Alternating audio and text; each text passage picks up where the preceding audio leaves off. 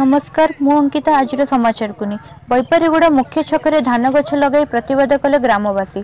कोरापुट जिला बैपारीगुड़ा सदर महकुमा स्थित मुख्य छकर ठारे आज सकाळे बैपारीगुड़ा ग्रामवासी कादुभरा रास्ता मझिरे धान गछ लगे प्रतिवाद करिथिबार जणा पड़िछि। लिंकन नामक एक घरोई कंपनी रांची विजयवाड़ा जातीय राजपथ निर्माण आरंभ करी 4 वर्ष बीतिलानी किंतु आज पर्यंत बैपारीगुड़ा मुख्य छकर रास्ता काम शेष हो पारुनाही।